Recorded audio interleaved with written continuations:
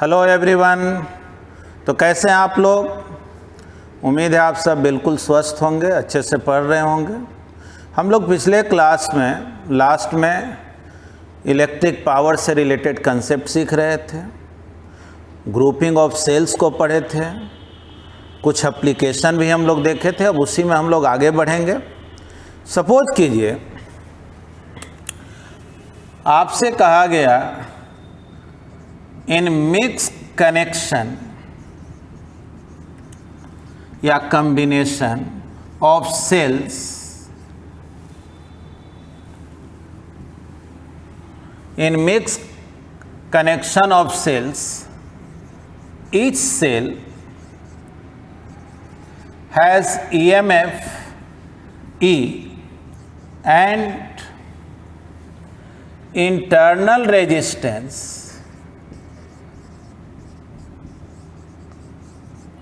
R का value दिया हुआ है 1 ओम। ठीक है, आगे कह रहा है N1 cells are connected in a line, एक लाइन में जो है N1 सेल्स है, and N2 be the number of such lines connected in parallel, connected in parallel। याद कीजिए, आप पिछले क्लास में जो पढ़े हैं तो आपको माइंड में डायग्राम आ रहा होगा। प्रत्येक लाइन में N1 सेल्स है, N2 जो है नंबर ऑफ लाइंस है जो पैरेलल में कनेक्टेड है।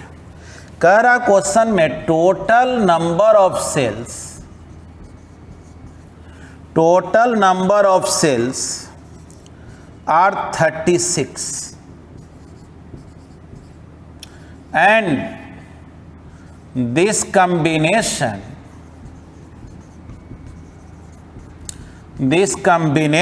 delivers maximum power when an external resistance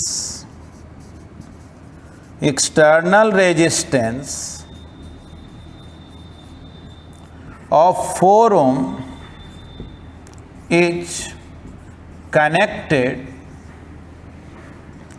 with the circuit। चलो, जब हम लोग सर्किट से 4 ओम के एक्सटर्नल रेजिस्टेंस को कनेक्ट करते हैं तब ये मैक्सिमम पावर डिलीवर कर रहा। ठीक, तो पूछा जा रहा है क्वेश्चन में find value of N1 and N2। N1 N2 का वैल्यू क्या हो, कैसे इसको बनाया जाए। तो आइए पहले तो क्वेश्चन को प्रॉपर्ली समझ लें, और एक बार ना हो तो मिक्स कॉम्बिनेशन जहां पढ़ाए हैं अपने कॉपी में तो वीडियो को पॉज करके एक बार देख लेंगे तो उससे अच्छा रहेगा, क्योंकि समझ में बेहतर आएगा। तो प्रत्येक लाइन में N1 सेल्स है, N2 नंबर ऑफ लाइंस है।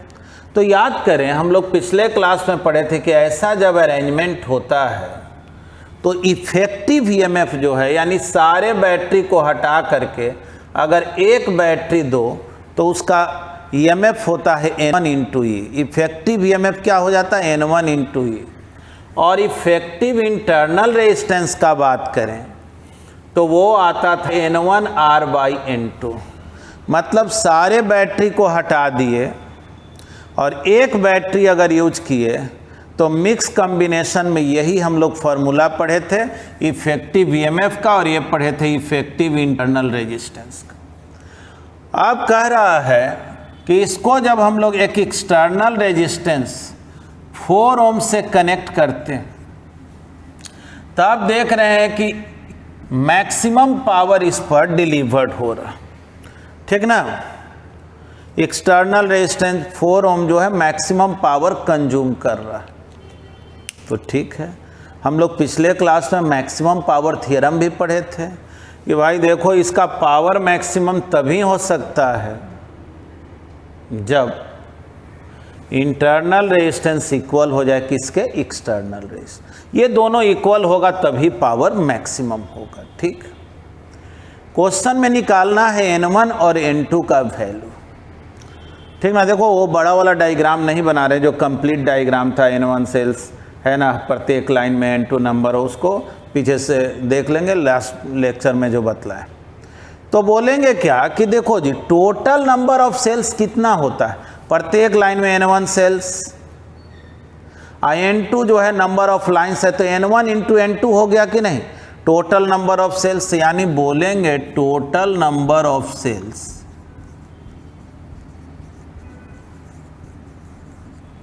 दिया हुआ है 36, यानी N1 इंटू N2 है 36। बोलो N1 N2 का वैल्यू यहाँ से निकाल सकते हैं, तो एक इक्वेशन है तो दो कहाँ से निकल जाएगा, यानी एक और इक्वेशन चाहिए। तो और क्या कह रहा है कि ये 4 ओम पे मैक्सिमम पावर दे रहा है, तो बोलेंगे ना फॉर मैक्सिमम पावर के लिए N1 R by N2 should be equal to capital R, है ना, N1 R by N2 should be equal to capital R। तो देखो तो N1 R स्मॉल r तो बैटरी का इंटरनल रेजिस्टेंस होता है जो दिया हुआ है क्वेश्चन में 1 ओम बाई N2, और कैपिटल R 4 ओम है, यानी N1 हो गया 4 N2।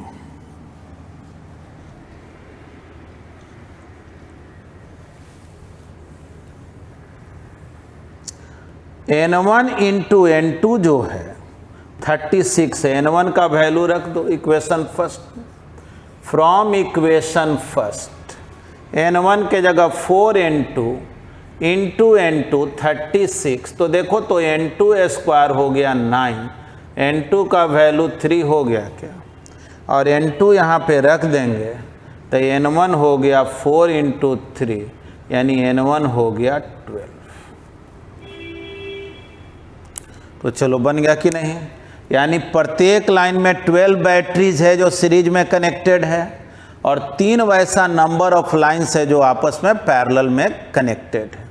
ठीक ना, बहुत बार क्वेश्चन में केवल इतना ही पूछ देता है कि बतलाओ N1 N2 स्मॉल r और कैपिटल R में क्या रिलेशन होगा जिससे पावर मैक्सिमम हो, तो देखो ये रिलेशन निकल चुका है, यही आंसर तब बोल देंगे। तो चलिए नोट करें इसको। तो आइए इस क्वेश्चन को देखें। देखिए सर्किट में जो है ना एक से ज़्यादा रेजिस्टेंस बना दिया, और अब आपसे पूछा जा रहा है कि R का वैल्यू क्या ले कि पावर मैक्सिमम हो। अब कुछ स्टूडेंट गलती ये करता है, वो बोल देता है कि R का वैल्यू इंटरनल रेजिस्टेंस के इक्वल, इंटरनल रेजिस्टेंस 1 ओम, तो R हो गया 1 ओम। तो नहीं, ये काम नहीं करना। देखो जब भी सिंगल सर्किट हो, कॉम्प्लेक्स सर्किट नहीं है, बस एक लाइन का सिंपल सर्किट है, तो इसको आप चाहें तो इस तरह से कन्वर्ट कर सकते हैं। ये 12 वोल्ट, ये दोनों सीरीज में है, समझ लो 4 और 1 मिल के 5 ओम, और ये हो गया एक्सटर्नल रेजिस्टेंस। ठीक ना, यानी देखो वो चाहे इंटरनल 1 ओम हो, चाहे अलग से इसमें एडिशनल 4 ओम या कुछ और भी मिलाया हुआ रहता, कनेक्ट किया हुआ रहता, तो ये मिला करके तो एक रेजिस्टेंस का ही ना काम करेगा। हम लोग जो मैक्सिमम पावर थ्योरम पढ़े थे उसमें बस 2 ही रेजिस्टेंस होता था, एक एक्सटर्नल और एक इंटरनल। अगर और भी एक्सटर्नल हो जाए और तब कोई पूछे कि बतलाव इसका वैल्यू क्या लें कि ये पावर मैक्सिमम कंज्यूम करे, तब तो इसका भी रोल आ जाएगा ना। तो इसके लिए देखो सिंपल ट्रिक यही है कि इसको छोड़ करके जो रेजिस्टेंस है उसको आपस में ऐड कर लो, और बोलेंगे क्या कि when R is equal to 5 ohm, यानी समझ लो कि एक तरह से यही इफेक्टिव इंटरनल रेजिस्टेंस के रोल में आ गया। जैसे अगर करंट निकालने के लिए कोई कहेगा तो बतलाओ तो करंट कितना हो गया, तो EMF by R plus R बोलते हैं ना, तो EMF 12 और R कैपिटल R तो मालूम रही और स्मॉल r के जगह यहाँ क्या आ जाएगा 5, यानी कि इंटरनल रेजिस्टेंस के रोल में कौन आ गया 5। तो हम लोग यही बोलेंगे कि when capital R is equal to 5 ohm then power consumed by it is maximum.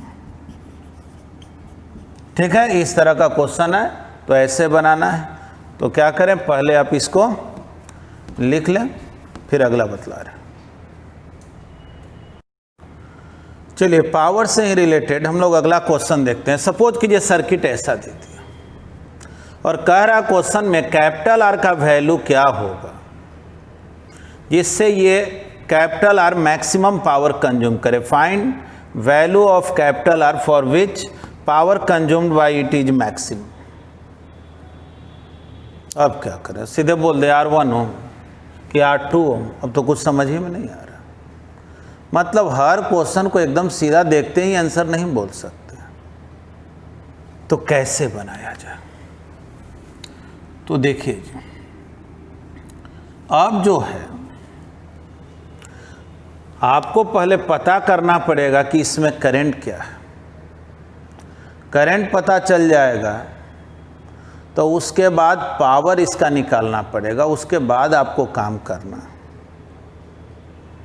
ठीक, तो सोचो बैटरी से करंट डिलीवर होता, मान लो यहाँ से आई करंट चला।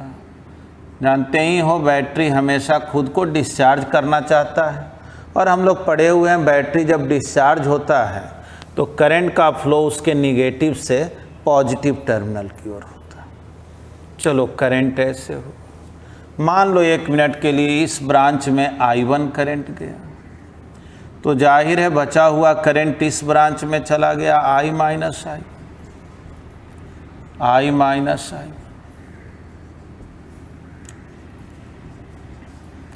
इधर से I1 इधर से I माइनस I1 दोनों मिल के I हो गए,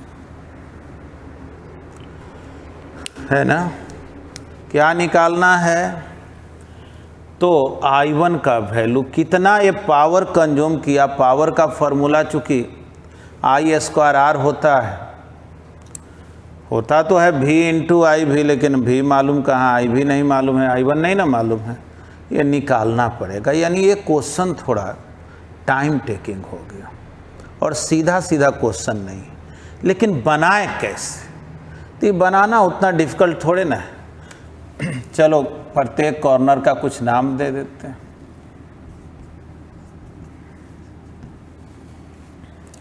और बारी बारी से लूप में मूव करते हैं। फ्रॉम लूप, चलो इस लूप में चलते हैं। A B E F A, तो A से B तक तो रेजिस्टेंस है नहीं, B से E तक चलेंगे तो I1 इंटू R, E से F तक चलेंगे तो कुछ नहीं, F से A तक चलेंगे 1 into I -6 is equal to 0। चलो यही तो हो गया इक्वेशन, यानी कि I1R plus I is equal to 6। एक इक्वेशन आ गया। एक और इक्वेशन लिया जाए तो दूसरे लूप में चलो, दूसरा लूप जैसे ये लूप में चलो, या चाहो तो इस लूप में चलो। ठीक है, अगर मान लो बड़ा वाला ही लूप में चले A B C D E F A, ठीक ना, मतलब जहाँ से स्टार्ट करना है फिर वहीं पहुँच जाना। चलो चलते हैं। A से C तक तो रेजिस्टेंस है ही नहीं तो कुछ लिखने की ज़रूरत नहीं। C से D तक 2I माइनस I1 और D से F तक कुछ नहीं।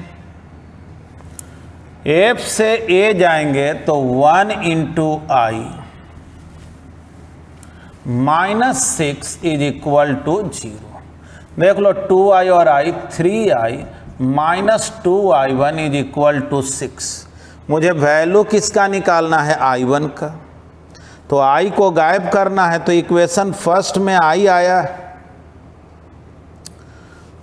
और इसमें 3i है, तो i को गायब करना है। इसी को ऐसे लिख दे रहे, i + i1r is equal to 6, है ना। तो इक्वेशन फर्स्ट में 3 से मल्टीप्लाई करके सेकेंड को माइनस कर दो, तो 3 से मल्टीप्लाई करेंगे 3i1r इक्वल टू 18, और ये हो गया 3i -2i1 is equal to 6। Minus करना है तो साइन बदलना पड़ेगा। 5i1r is equal to 12। तो i1 का वैल्यू कितना हो गया जी? 12 डिवाइडेड बाई 5r, है ना। चलो i1 तो हम लोग निकाल लिए। जब i1 निकाल लिए तो पावर कंज्यूम्ड देखना है इस कैपिटल R में। तो पावर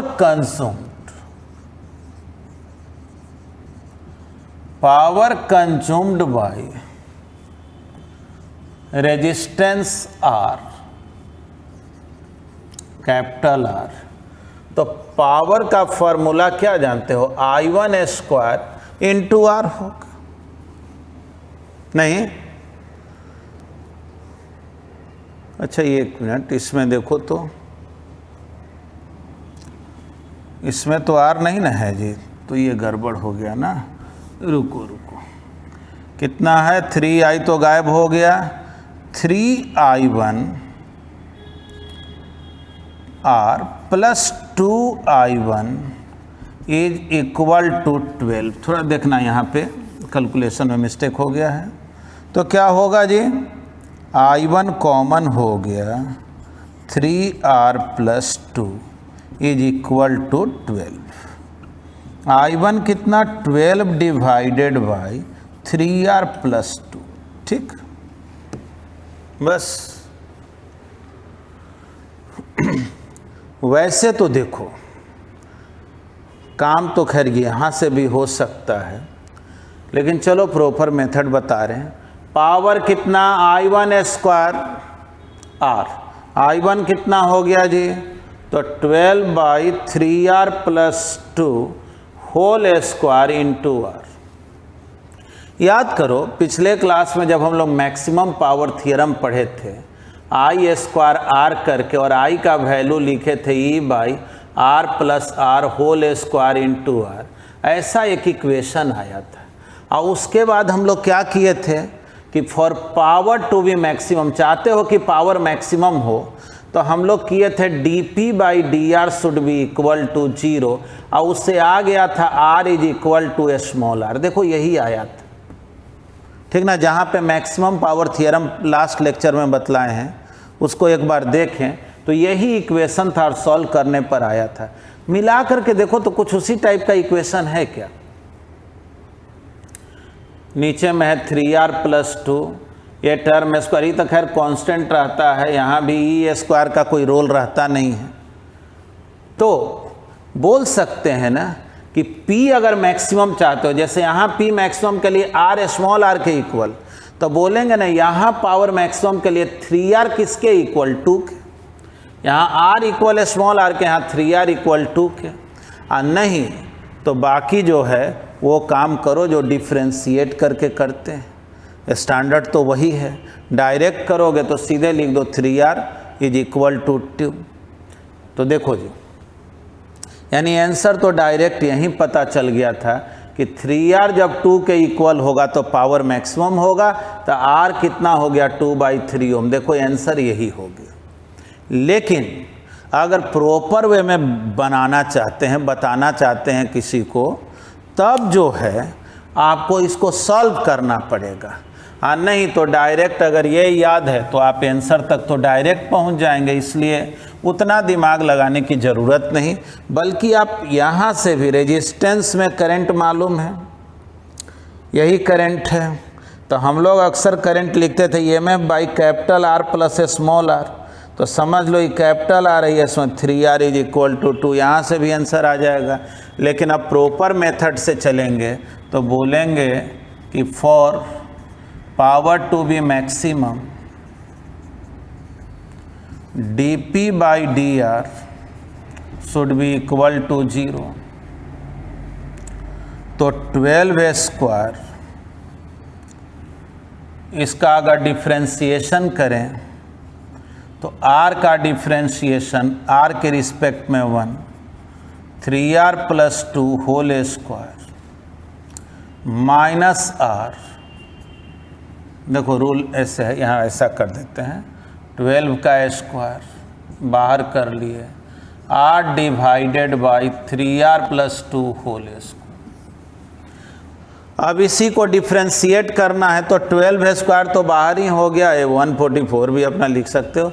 u बाई v के टर्म में r का डिफ्रेंशिएशन 1, नीचे वाला डिनोमिनेटर ज्यों कहते हो, माइनस ऊपर वाला टर्म ज्यों कहते हो, और इसको डिफ्रेंशिएट करेंगे तो जो पावर है आगे ला दो 3r प्लस 2, और r में जितना से मल्टीप्लाई है उससे मल्टीप्लाई करना होता है इक्वल टू 0। सोचो तो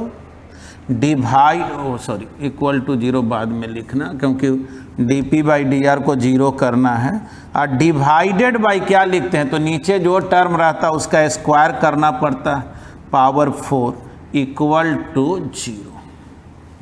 देख लो जी, ये सब टर्म उधर जाकर के गायब हो जाएगा, तो 3r plus 2 whole square 2r, 3 into 2 6 हो जाएगा, 6r 3r प्लस 2। देखो स्क्वायर जो है 3r प्लस 2 से गायब होगा, 3r प्लस 2 6r, यानी 3r इजकल टू 2, तो r कितना 2/3 ओम, r हो गया 2/3 ओम। मतलब कि जब कैपिटल R का वैल्यू 2/3 ओम होगा तब ये जो पावर कंज्यूम करेगा वो पावर मैक्सिमम होगा। ठीक है, तो जैसा कि बतलाया, इस तरह का जब भी क्वेश्चन रहे तो पहले क्या कीजिएगा ना कि उस रेजिस्टेंस में करंट निकालिएगा, और करंट निकालते ही अगर इस फॉर्म में आ गया तो डायरेक्ट आप समझ सकते हैं 3R जब 2 के इक्वल हो तो पावर मैक्सिमम, या इस फॉर्म में भी अगर लिख लिए हैं तो इससे भी यहाँ निष्कर्ष आप निकाल सकते हैं। तो ठीक है, इसको पहले नोट करें। देखिए बहुत बार जो है क्वेश्चन ऐसा पूछा जाता है कि सर्किट में अलग अलग पोजीशन पे बल्ब को कनेक्ट कर देगा और कहेगा कि कौन बल्ब जो है ज़्यादा ब्राइटनेस देगा, ज़्यादा बेहतर ग्लो करेगा। ठीक ना, तो कैसे उस तरह के क्वेश्चन को बनाते हैं, पहले तो आप ये समझें। मान लो एक इलेक्ट्रिकल बल्ब है,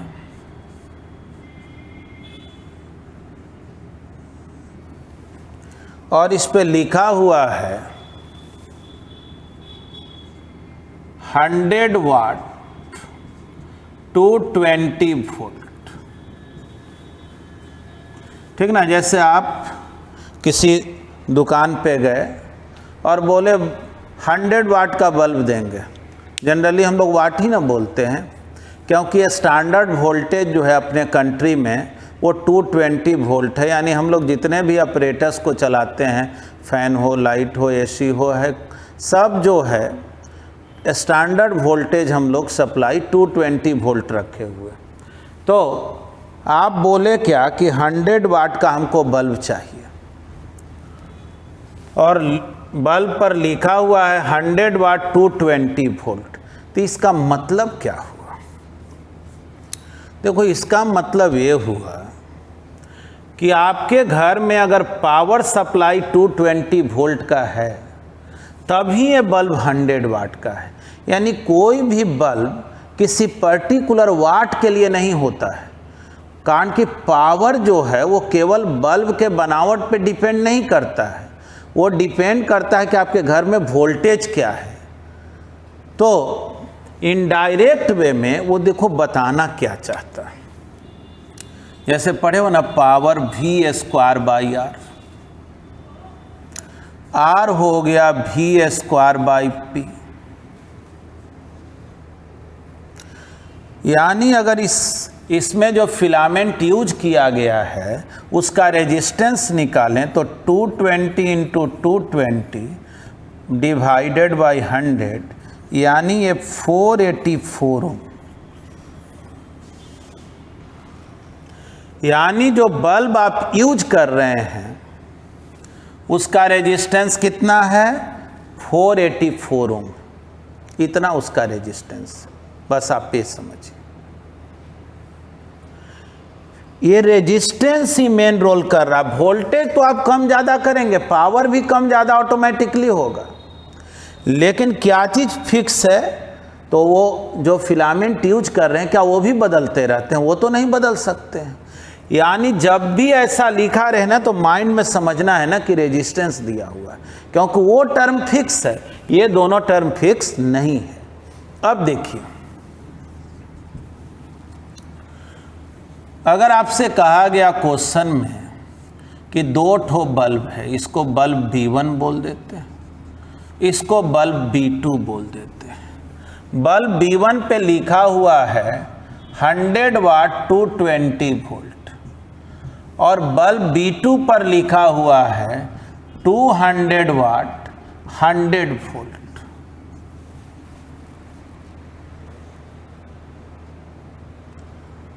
मतलब कि ये क्या कह रहा है जी कि आपके पावर सप्लाई अगर वोल्टेज जो है ना वो 100 वोल्ट भी होगा तब भी ये 200 वाट के इक्वल पावर कंज्यूम करेगा।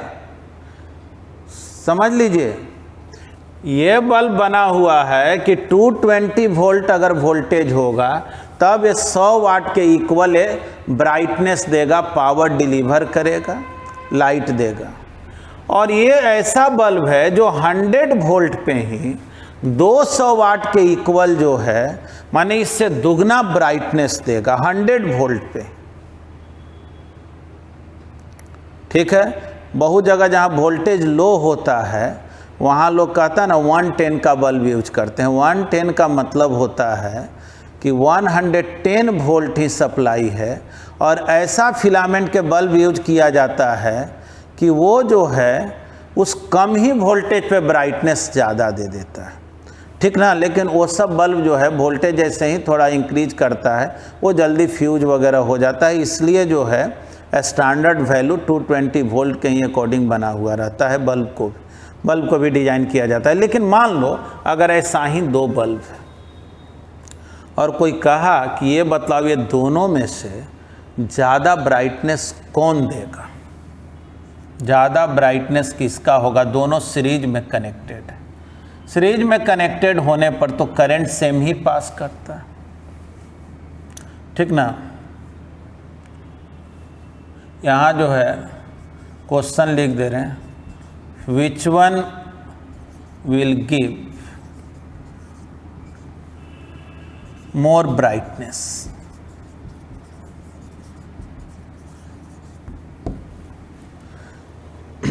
ठीक है, या कहे ना कौन ज़्यादा पावर कंज्यूम करेगा, ये भी अपने आप में वही क्वेश्चन है। जो ज़्यादा पावर कंज्यूम करेगा वो ज़्यादा ब्राइटनेस देगा। अब देखो, कुछ स्टूडेंट कहता है कि इसको बनाने की क्या ज़रूरत है, तो साफ साफ क्लियर है यही ज़्यादा लाइट करेगा। नहीं, ये बिल्कुल गलत हो जाएगा। आइए मेथड सीख। देखो, सबसे पहले इसका भी रेजिस्टेंस निकालो, इसका रेजिस्टेंस। तो अभी हम लोग पढ़े हैं ना, रेजिस्टेंस निकालना है v²/p। तो अगर हम लोग रेजिस्टेंस इसका निकालें तो 220² डिवाइडेड बाई 100, यानी कि 484 ओम ऑलरेडी यहाँ निकाले हुए। और दूसरे बल्ब का अगर रेजिस्टेंस निकालें तो 100² डिवाइडेड बाई 200, सॉल्व कर लें, ये हो गया 50 ओम। इसका रेजिस्टेंस कम है, इसका ज़्यादा है। ठीक है, यानी फिलामेंट कम रेजिस्टेंस का रहता है तो वो कम ही वोल्टेज पर ज़्यादा पावर कंज्यूम करता है। अब पावर निकालना है तो करंट दोनों में constant, power consumed bye bulb B1, तो जाहिर है इसका पावर निकालेंगे तो I² इंटू R1, और R1 484, और पावर कंज्यूम्ड बाय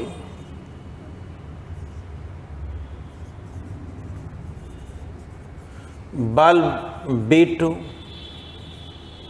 तो इसका पावर निकालेंगे तो I² R2, देखो I दोनों में सेम है इसलिए हम I वाला फॉर्मूला यूज कर रहे हैं, तो I इंटू 50। अब आप ही बता दो कौन ज़्यादा पावर कंज्यूम कर रहा है, तो ये ना रेजिस्टेंस जिसका ज़्यादा है तो बोलेंगे P1 ग्रेटर देन P2, यानी बल्ब B1 का ब्राइटनेस ज़्यादा होगा, that is bulb B1 will give more brightness। ठीक है, अब इसी में देखें आप एक तरह से ये कह सकते हैं कि बल्ब जब सीरीज कनेक्शन में हो, इन सीरीज कनेक्शन, तो सीरीज कनेक्शन जब रहेगा तो आई तो ज्यों का त्यों रहेगा सब बल्ब में, तो पावर डायरेक्टली प्रोपोर्शनल किसके हो जाएगा, आर के, यानी जिसका रेजिस्टेंस ज़्यादा होगा वो ज़्यादा पावर कंज्यूम करेगा। यानी अगर ये बात मुझे मालूम रहता तो हम डायरेक्ट नहीं बोल देते इसका रेजिस्टेंस ज़्यादा है इसलिए ज़्यादा पावर कंज्यूम करेगा, है कि नहीं। तो चलिए इसको भी आप नोट कर लें। देखिए अभी इस क्वेश्चन को देखते हैं, इसमें भी फिर वही दो बल्ब है लेकिन आपकी इसको पैरेलल में कनेक्ट किए हुए, तो पैरेलल में अगर कनेक्ट किए हैं तो VA माइनस VB का जो वैल्यू है, मान लेते हैं V, ये तो कांस्टेंट रहेगा ना दोनों बल्ब के लिए, दोनों बल्ब के अक्रॉस पोटेंशियल डिफरेंस सेम होगा, इसमें करंट सेम नहीं ना बोल, क्योंकि यहाँ से I करंट चलेगा, ये अलग टाइप का बल्ब है, ये अलग है, तो करंट तो डिस्ट्रीब्यूट हो जाएगा, तो इसमें I1 तो इसमें I2 है ना। तो वो सीरीज कनेक्शन जैसा नहीं बोलेंगे कि सब में सेम करंट है, हाँ ये बोलेंगे सब में वोल्टेज सेम है। और जहाँ तक सवाल रेजिस्टेंस का है तो इसके रेजिस्टेंस को R1 बोले, इसके रेजिस्टेंस को R2 बोले, तो अभी आप देखे थे R1 कितना था, तो R1 आया था 484 ओम और R2 आया 50 ओम, यही ना। अब आपसे पूछा जाए कि पावर कंज्यूम्ड कौन बल्ब ज़्यादा करेगा, तो power consumed bye bulb B1, तो B1 कितना पावर कंज्यूम करेगा, तो V² बाई R। तो आप बोलेंगे V² बाई R का है, I² इंटू R का है, तो बोलेंगे I1 थोड़े मालूम है, I1 I2 तो मुझे मालूम नहीं है, वो दोनों में अलग अलग है तो कंपेयर करने में बनेगा नहीं, वोल्टेज तो सेम है ना, तो ये भी तो फार्मूला पावर का होता है। तो V² बाई R करेंगे तो R का जो वैल्यू यहाँ इसके लिए बोलेंगे तो R1 हो गया, तो 484 हो गया। और पावर कंज्यूम्ड अगर हम लोग देखें बल्ब B2 के द्वारा, तो वो V² बाई R2 ये 50 हो गया। थोड़ा देखो तो यहाँ उल्टा हो गया क्या, जाहिर है ये तो कम हो गया ना, भी तो दोनों में सेम है, रेजिस्टेंस जिसका ज़्यादा पावर उसका कम, यानी कि यहाँ P2 ग्रेटर देन P1 हो गया। यानी वही दोनों बल्ब को अगर पैरेलल में कनेक्ट कर देंगे तो ये जो सेकंड बल्ब है वो ज़्यादा लाइट करने लगेगा फर्स्ट के कंपैरिजन में, यानी कि B2 will give more brightness. अब इससे हम लोग क्या सीखे, हम लोग ये सीखे कि जब वोल्टेज कांस्टेंट हो, व्हेन V इज कांस्टेंट, यानी पैरेलल कनेक्शन में, इन पैरेलल कनेक्शन, ठीक ना, जब भी बात पैरेलल कनेक्शन का हो तो ये याद रखना है कि power is inversely proportional to R, यानी जिसका रेजिस्टेंस ज़्यादा होगा वो पावर कम कंज्यूम करेगा। समझ पाए? अब चाहे नंबर ऑफ बल्ब जितना भी हो, पैरेलल में कनेक्टेड रहे और पूछे कौन ज़्यादा ब्राइटनेस देगा, तो देखना कि किसका रेजिस्टेंस सबसे कम है, जिसका सबसे कम है वो ज़्यादा ब्राइटनेस, और सीरीज में कनेक्टेड रहेगा तो जिसका रेजिस्टेंस ज़्यादा है वही ब्राइटनेस ज़्यादा देगा। ठीक है, अब इस तरह के क्वेश्चन तो आप बना सकते हैं, पहले लिखें। अब आइए हम लोग बैटरी से रिलेटेड कुछ बेसिक प्रॉब्लम को देखते हैं, ठीक ना, जो बैटरी के कंसेप्ट का प्रॉब्लम है। ध्यान से देखें, क्वेश्चन में क्या कह रहा है, the potential difference between the terminals of a battery of EMF 6 volt and internal resistance 1 ohm drops to 5.8 volt. ध्यान से देखें, क्वेश्चन में कह रहा है कि एक बैटरी है जिसका EMF 6 वोल्ट है, इंटरनल रेजिस्टेंस जो है वो 1 ओम है, ठीक है, और कह रहा है इसके दोनों टर्मिनल के बीच जो पोटेंशियल डिफरेंस है घट करके 5.8 वोल्ट हो जाता है when connected across an external resistance. कह रहा है जब इसको एक एक्सटर्नल रेजिस्टेंस से कनेक्ट कर रहे हैं तो पोटेंशियल डिफरेंस दोनों टर्मिनल के बीच 5.8 वोल्ट हो जा रहा है। यानी अगर इसको कनेक्ट नहीं करते, याद करें बैटरी के EMF का डिफिनीशन क्या पढ़े थे, जब कोई करंट का फ्लो नहीं होता है तब दोनों टर्मिनल के बीच जो पोटेंशियल डिफरेंस है वो EMF के इक्वल होता है। यानी अगर कोई करंट नहीं रहे तो VA माइनस VB 6 वोल्ट हो, है ना। तो यहां पे कह रहा है इसको जब एक्सटर्नल रेजिस्टेंस से कनेक्ट कर रहे हैं, चलो कनेक्ट कर दिया, तो कह रहा अब पोटेंशियल डिफरेंस जो है वो 5.8 वोल्ट हो गया घट करके, ठीक है। तो देखो जी, ऐसा इसलिए हुआ क्योंकि एक्सटर्नल रेजिस्टेंस से जैसे ही कनेक्ट किए होंगे इसमें करंट का फ्लो होने लगा, और चूंकि ये आइडियल बैटरी तो है नहीं, इसका कुछ इंटरनल रेजिस्टेंस है। तो हम लोग पढ़े थे कि बैटरी जब डिस्चार्ज होता, मतलब कि जब उसका कुछ अपना इंटरनल रेजिस्टेंस भी हो, बैटरी के थ्रू जब करंट पास करने लगता है तो तब जो दोनों टर्मिनल के बीच पोटेंशियल डिफरेंस होता है वो पोटेंशियल डिफरेंस कुछ घट जाता है। अगर करंट नहीं रहता तो वो EMF के इक्वल होता है, लेकिन करंट जब आ जाता है और बैटरी डिस्चार्ज हो रहा हो तो हम लोग पढ़े थे जहाँ पे बैटरी सीखे थे कि potential difference E minus IR हो जाता है। यानी कि VA माइनस VB अगर निकालोगे, ऐसे भी देखो ना, VA माइनस VB अगर निकालोगे, A से B अगर जाओगे तो E बैटरी का पॉजिटिव टर्मिनल और करंट के अपोजिट में जाओगे, है कि नहीं। अगर यही I 0 कर दो तो VA माइनस VB E के इक्वल हो जाएगा कि नहीं, ठीक। क्वेश्चन में यही कह रहा VA माइनस VB कितना हो गया है, 5.8 वोल्ट। दोनों टर्मिनल के बीच पोटेंशियल डिफरेंस हो गया है 5.8 वोल्ट। बैटरी का EMF कितना है, 6 वोल्ट, ठीक है। I क्या लिखें, I मुझे मालूम नहीं। R कितना है, तो R का वैल्यू है 1 ओम, क्वेश्चन में दिया हुआ, ठीक। देख लो यहाँ से चाहो तो I निकल जाएगा क्या, 6 माइनस 5.8 यानी 0.2 एम्पियर। इतना तो पता चल गया कि इसमें करंट का कितना फ्लो हो रहा होगा। और जानते हो ये तो सिंपल सर्किट है, I का वैल्यू क्या होता है, EMF बाई टोटल रे R प्लस R, यही ना पढ़े। नहीं हो तो एक चक्कर लगा लेंगे लूप में। चलो एक चक्कर लगा लेते तो क्या आता, सोचो अगर यहाँ से यहाँ जाते तो I इंटू R, यहाँ से यहाँ कुछ नहीं, फिर आगे जाते I इंटू R, और फिर बैटरी का निगेटिव टर्मिनल मिला -6, जहाँ से चले वहीं पहुँच गए, इक्वल टू 0। देख लो तो I is equal to 6 by R plus R आ जाएगा कि नहीं। तो वही काम करना है, यानी कि करंट है E by R plus R, current 0.2, EMF है 6 वोल्ट, कैपिटल आर निकालना है, आई स्मॉल आर मालूम है 1 ओम।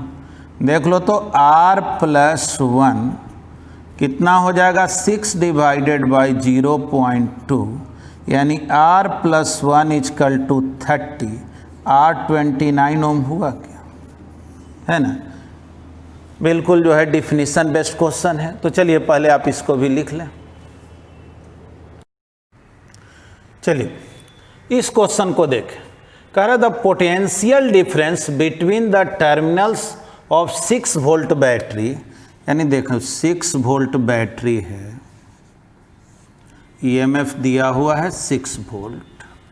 कह रहा टर्मिनल का पोटेंशियल डिफरेंस 7.2 वोल्ट है, यानी मान लो A और B, यानी VA माइनस VB दिया हुआ है 7.2 वोल्ट। ये तो बड़ा विचित्र है जी, बैटरी 6 वोल्ट का है, अब पोटेंशियल डिफरेंस दिया हुआ है 7.2 वोल्ट। हम लोग तो जानते हैं जब कोई करंट पास नहीं करता है तो EMF के इक्वल होता है, यानी 6 वोल्ट ही होता है, और जब डिस्चार्ज होता है बैटरी तो E माइनस IR हो जाता है, 6 से कुछ कम हो जाता है, यही ना। लेकिन आगे कह रहा when it is being charge by A current of 2 amp, ये चार्ज किया जा रहा है, मान लो इसका इंटरनल रेजिस्टेंस R है, चार्ज किया जा रहा है। तो चार्जिंग प्रोसेस में क्या बतलाए थे, करंट जो है ना वो पॉजिटिव से निगेटिव टर्मिनल के, ठीक ना। डिस्चार्ज होगा तो इधर करंट दिखाएंगे निगेटिव से पॉजिटिव, और चार्ज होगा तो पॉजिटिव से नहीं। तो VA माइनस VB क्या हो गया, तो अब बोलेंगे E प्लस IR, A से B चलोगे, बैटरी का पॉजिटिव मिला और करंट के डायरेक्शन में प्लस IR, यानी जब बैटरी चार्ज होता है तो उसके दोनों टर्मिनल के बीच पोटेंशियल डिफरेंस IR से बढ़ जाता है, डिस्चार्ज होता है तो IR से घट जाता है, और ना चार्ज हो ना डिस्चार्ज हो तो वो IR की जगह 0 लिख दो, यानी E के इक्वल हो जाता है, ना बढ़ता है ना घटता है, EMF के इक्वल होता है। अब ये कितना दिया हुआ है 7.2, ये है 6, I का भी वैल्यू 2 एम्पियर, तो ये कितना हो गया देखो 1.2 2R, यानी R का वैल्यू 0.6, यही ना हो गया। तो बस अब इसको नोट कर लो। देखिए एक टर्म होता है कांस्टेंट करंट सोर्स, मतलब आप रेजिस्टेंस के वैल्यू को बदलें लेकिन करंट में कोई अप्रेसिएबल चेंजिंग नहीं हो। जैसे क्वेश्चन में कह रहा है कि इस बैटरी का EMF 100 वोल्ट और इंटरनल रेजिस्टेंस 10,000 ओम, और कैपिटल R का जो वैल्यू है कह दिया है 100 ओम से कम लेना है, क्वेश्चन में कह दी कितना लेना है वो आपका मर्जी है, जो भी वैल्यू ले, और कह रहा है कि प्रूफ करो कि आप कोई भी वैल्यू लोगे 100 से कम तो जो करंट का जो वैल्यू आएगा 2 सिग्निफिकेंट डिजिट तक वो जो है ज्यों का त्यों रहेगा, ठीक ना। देखो क्वेश्चन यहाँ लिख दे रहे हैं, if R is not greater than 100 ohm the current through it is constant up to 2 significant figure, 2 significant figure तक अगर हम लोग करंट को निकालें, 2 सिग्निफिकेंट डिजिट तक अगर करंट को निकालें और R का वैल्यू 100 से कम कुछ भी लें, तब करंट जो होगा वो कांस्टेंट आएगा, फिक्स वैल्यू को आएगा। तो ठीक, चलो काम करके ऐसा देखते हैं।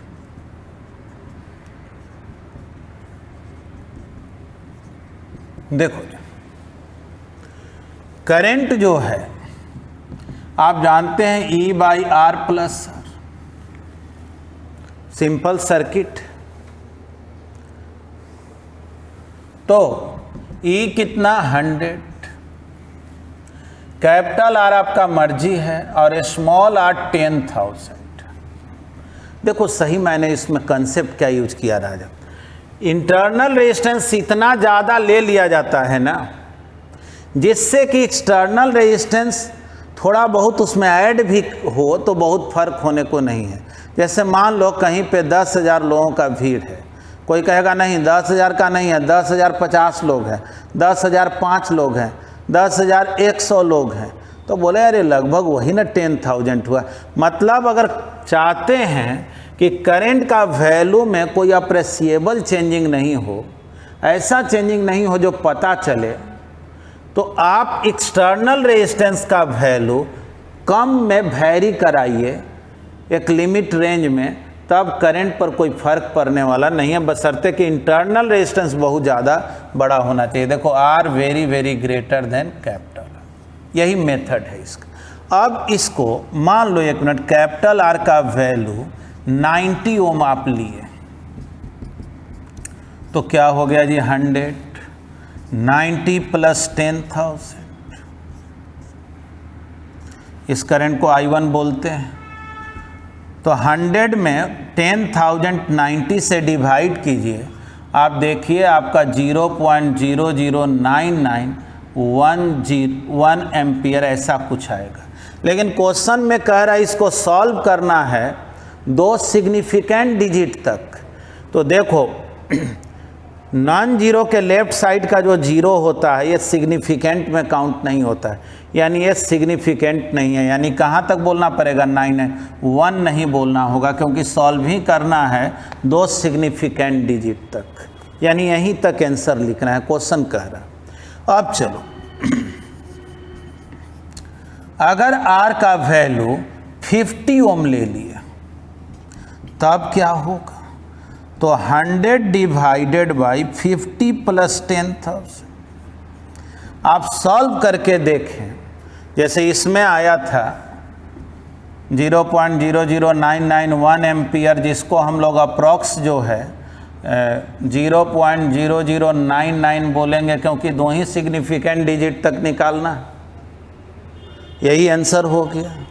अब अगर यहाँ 50 से 10,050 से डिवाइड करेंगे तो 0.00995 ये आएगा, लेकिन इसमें भी चूंकि 2 ही सिग्निफिकेंट डिजिट तक सॉल्व करना है तो 0.0099 एम्पियर। अब आइए, जब R का वैल्यू हम लोग लेंगे मान लो 1, ठीक ना, हमको 0 से 100 के बीच कुछ भी लेना, आप कुछ भी ले लीजिए और देखिए क्या आ रहा है। अब आप I3 का वैल्यू निकालेंगे तो 100 डिवाइडेड बाई 1 प्लस 10,000, इसको सॉल्व करके देखें 0.009999 ऐसे ही आएगा। लेकिन आप तो जान रहे हैं हमको 2 ही सिग्निफिकेंट डिजिट तक सॉल्व करना है, तो 0.0099 एम्पियर।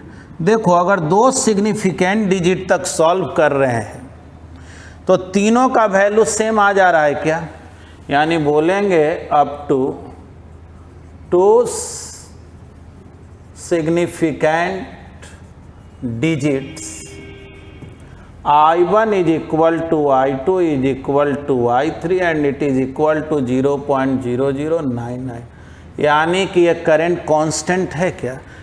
रेजिस्टेंस हम बदल रहे हैं लेकिन करंट में कोई चेंजिंग नहीं हो रहा है। ऐसा इसलिए केवल हो रहा है क्योंकि इंटरनल रेजिस्टेंस का वैल्यू एक्सटर्नल से बहुत ज़्यादा बड़ा है।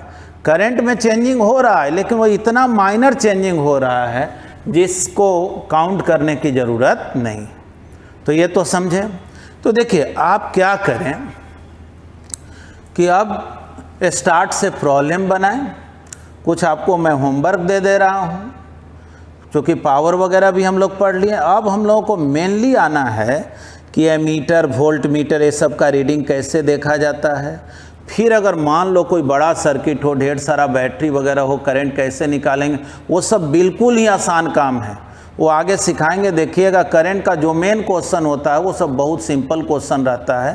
तो आप जो हैं अभी कम से कम एक काम कीजिए कि एससीवी में स्टार्ट का क्वेश्चन तो मैं सब डिस्कस किया था, लेकिन फिर भी जो भी आपको दिक्कत हो, स्टार्ट से लेकर के 1 से लेकर के कम से कम जो है 31 प्रॉब्लम तक कोशिश करें प्रॉब्लम को ट्राई करने का।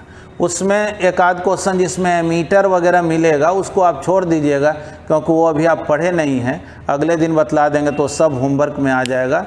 और बहुत ही अब आगे आसान होना है और बहुत जल्दी अब ये फिनिश होने वाला है, क्योंकि हमको सर्किट से रिलेटेड प्रॉब्लम बताना, उसके बाद पोटेंशियोमीटर बताएंगे और ये टॉपिक एंड हो जाएगा, ठीक ना। उसके बाद जो है हम लोगों को मैग्नेटिक फील्ड का टॉपिक आता है। हालांकि एक और है जिसको आरसी सर्किट बोलते हैं, यानी ऐसा सर्किट जिसमें कैपेसिटर भी हो, रेजिस्टेंस भी हो, तब प्रॉब्लम को कैसे बनाएंगे। तो वो 12th में तो नहीं है, कम्पिटिटिव एग्जाम में पूछा जाता है, फिर भी मैं उसको बता दूंगा। ठीक है, तो आज इतना ही। थैंक यू, धन्यवाद।